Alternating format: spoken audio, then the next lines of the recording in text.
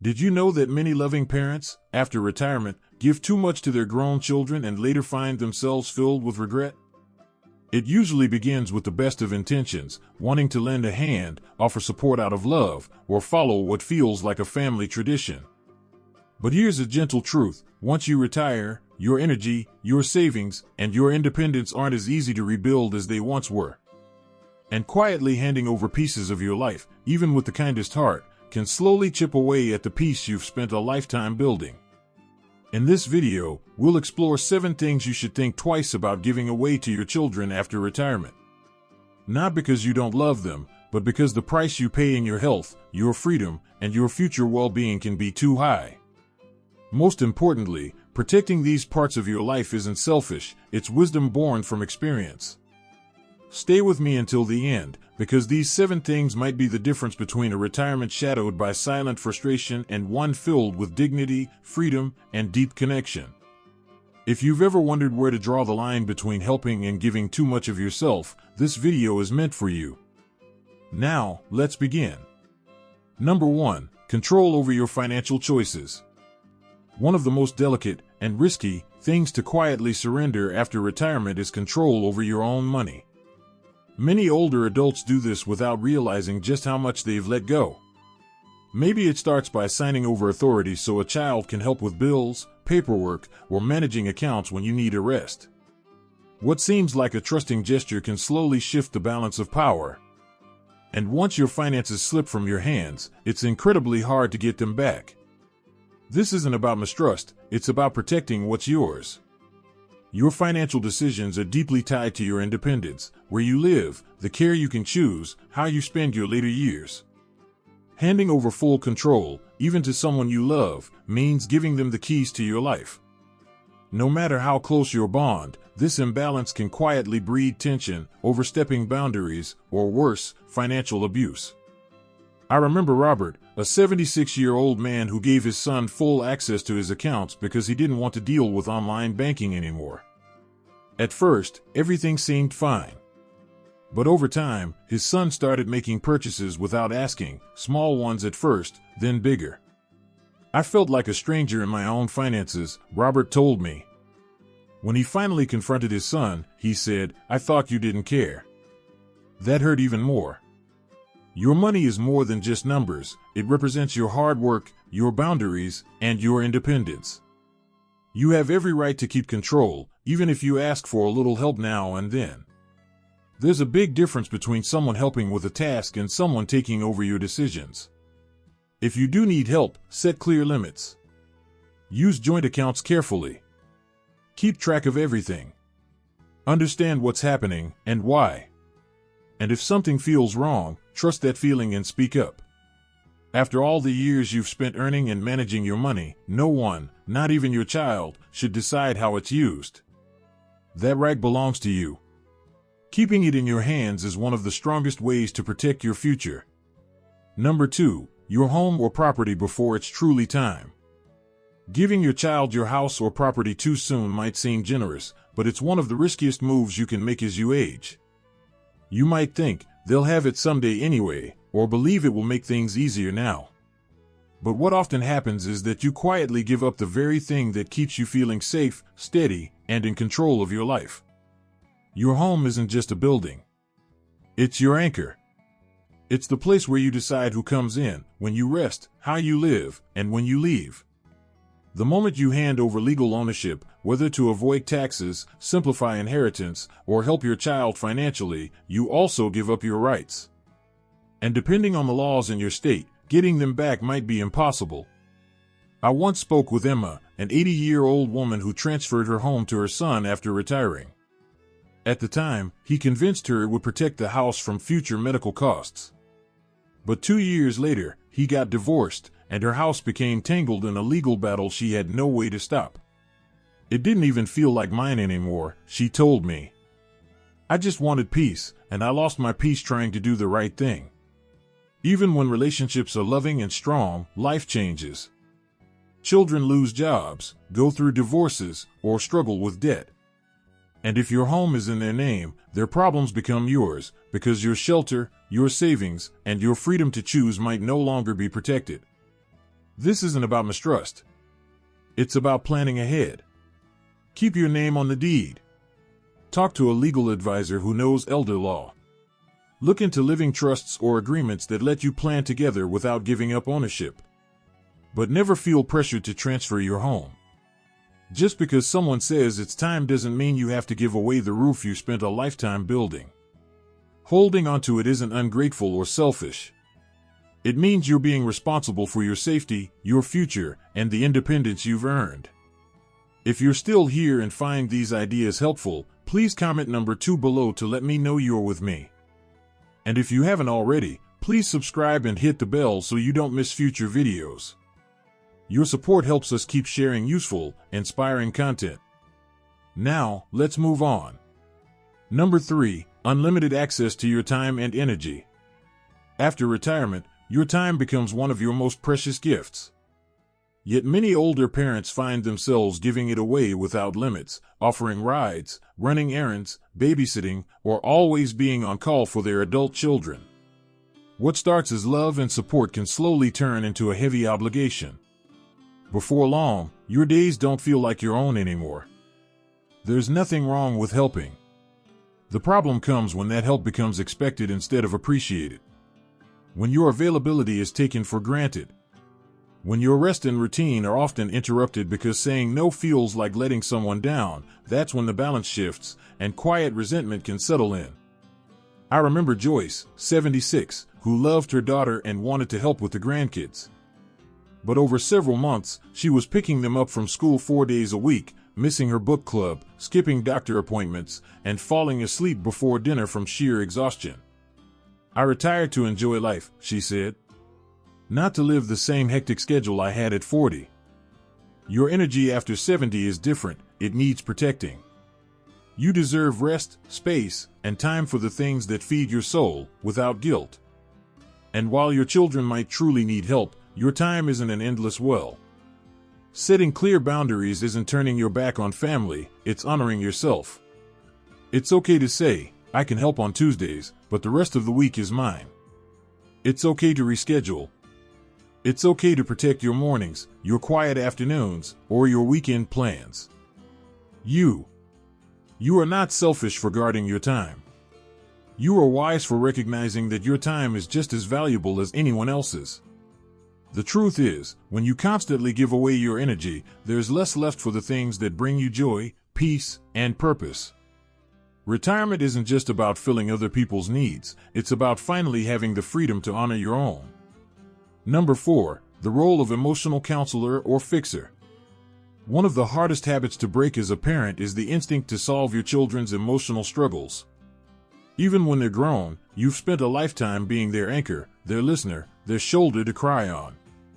But in retirement, constantly taking on their stress, fear, or disappointment can quietly wear you down.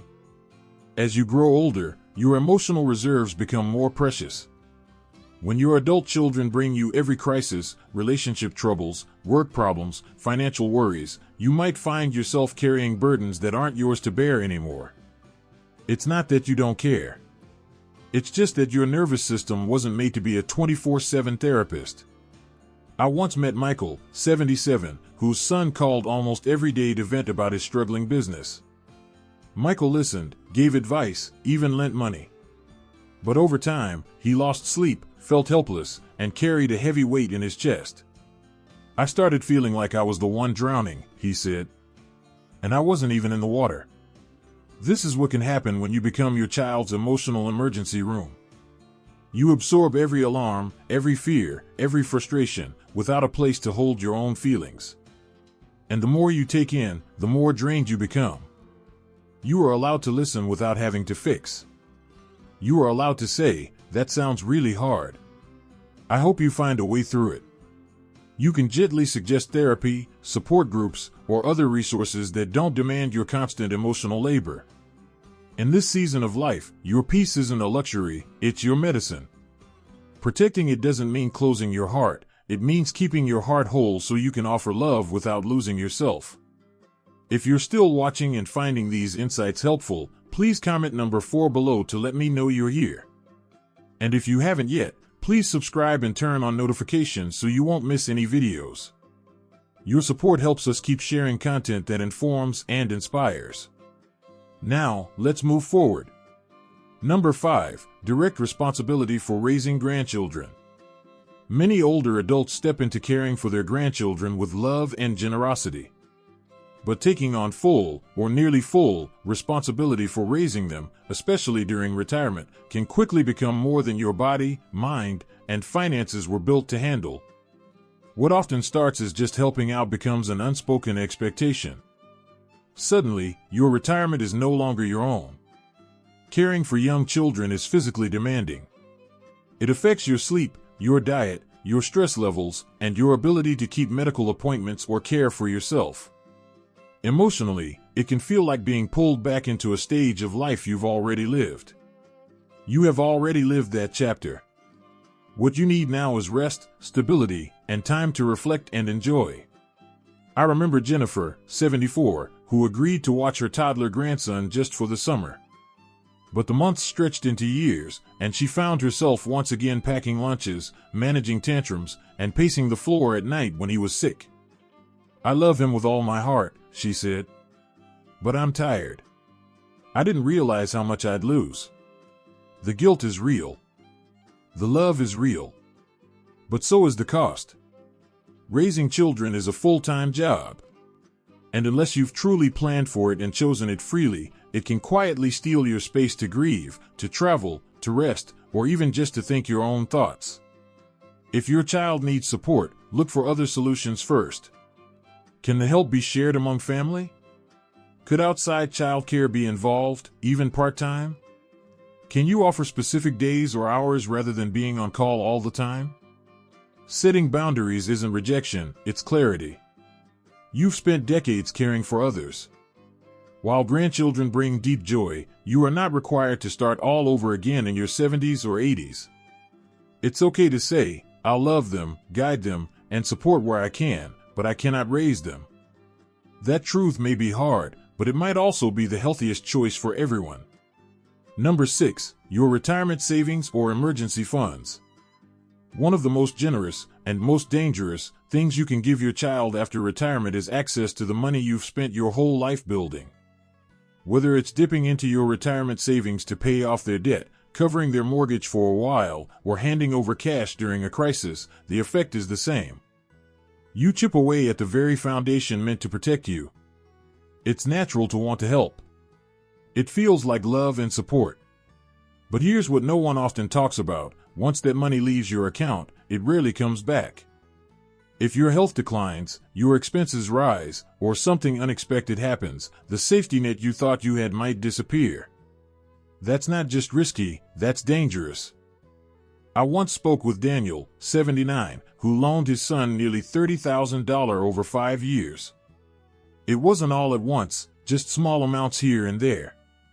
First for car repairs, then credit card bills, then a business idea. "I thought I was helping," Daniel said. "But I was emptying the tank I was supposed to retire on." And it's not just the money. It's the quiet worry that you might not have enough for your future, the silent anxiety that creeps in when you visit the pharmacy, the doctor, or open a bill. That stress alone can affect your sleep, your mood, and your quality of life. You are not a bad parent for saying, "I need to protect my savings." You are not selfish for drawing a clear line between generosity and survival. Your children can rebuild their finances. You may not have the same time or health to rebuild yours. If you want to help, set a limit and stick to it. Offer guidance before offering money.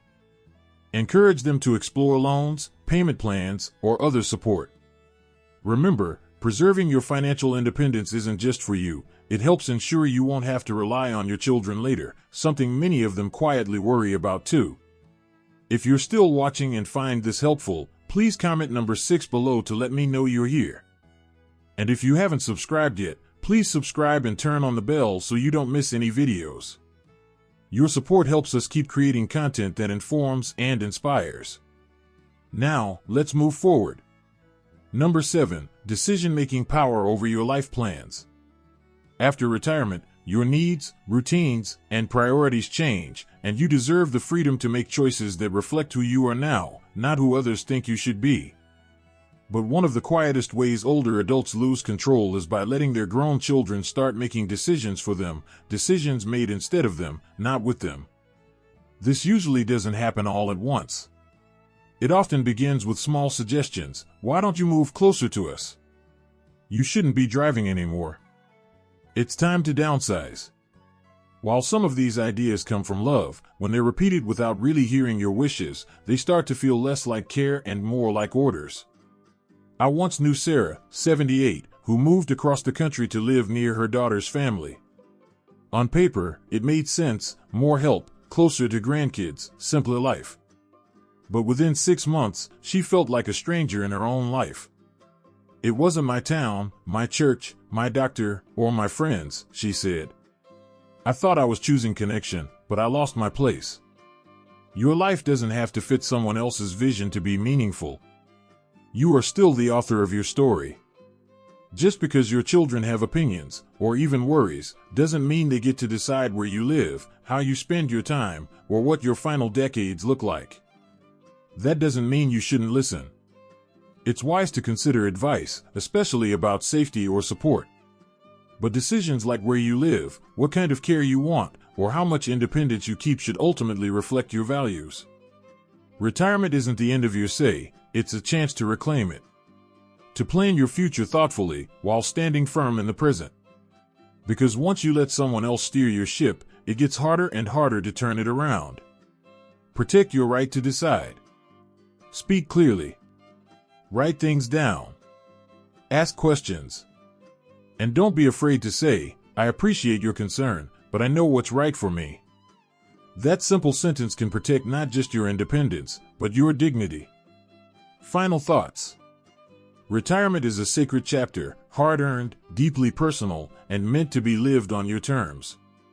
But too often, in the name of love or loyalty, older adults give away the very things that protect their peace, their money, their time, their homes, their boundaries. And the cost of that generosity isn't just financial. It's emotional, mental, and deeply personal. If there's one thing to take away from today's video, let it be this. You can love your children deeply and still protect yourself. You can set boundaries without guilt.